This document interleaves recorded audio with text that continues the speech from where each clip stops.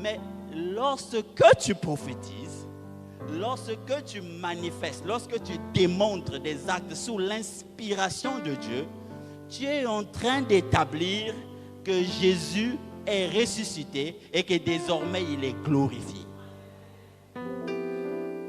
Parce que lorsque tu le feras, le monde va croire.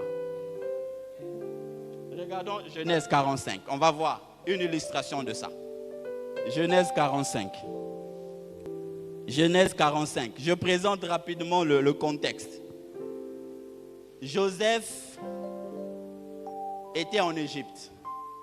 Pour son père, Joseph est mort. Parce qu'on lui a dit que Joseph est mort, il a été mangé par des animaux sauvages qui l'ont dévoré et tout. Mais ses frères arrivent en Égypte et trouvent un Joseph qu'ils ne reconnaissent pas. En fin de compte, Joseph se révèle à eux et Joseph dit, mais c'est moi. Eux-mêmes ont du mal à croire. Et il finit par dire, non, désormais c'est moi qui règne ici. L'Égypte, désormais, c'est moi qui règne ici. Et il dit, allez chercher mon père. Que mon père vienne. Amen. En réalité, si tu tiens l'image, Joseph, c'est un type de Christ. Donc Joseph, c'est comme Jésus. Et Joseph, élevé en Égypte, c'est comme Jésus glorifié auprès à la droite de Dieu. D'accord? Maintenant, il envoie des messagers, toi et moi.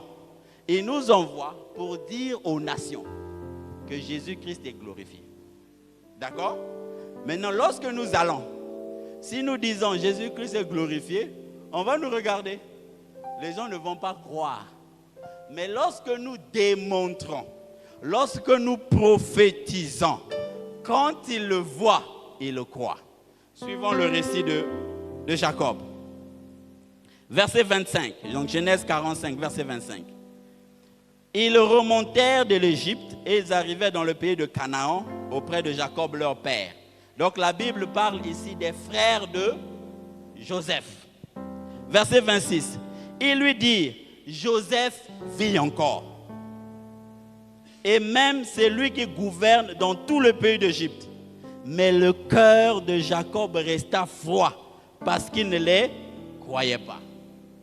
Toi et moi, lorsqu'on va aller dans les nations, on dit Jésus vit encore. Et d'ailleurs, c'est lui qui règne sur tout l'univers. Le cœur des gens est froid parce qu'ils ne nous croient pas. Maintenant, suivons le verset qui suit. Ils lui rapportèrent toutes les paroles que Joseph leur avait dites.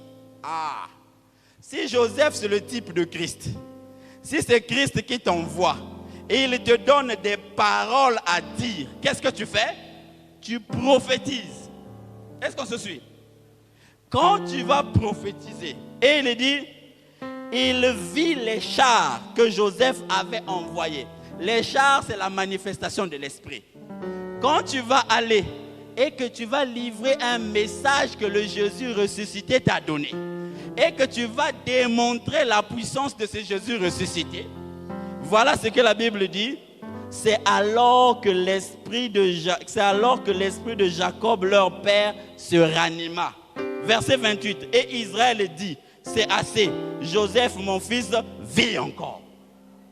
Il ne l'a pas vu, mais il sait qu'il vit. Et le monde dehors attend. Ils ne vont pas voir Jésus, mais ils attendent le messager. Ils vont attendre ses fils et ses filles qui prophétisent. Quand tu vas aller avec le message de Jésus, quand tu vas prophétiser, quand tu vas démontrer l'authenticité de Jésus, leur esprit va se ranimer. Et ils vont croire à ton message. Que Dieu te bénisse.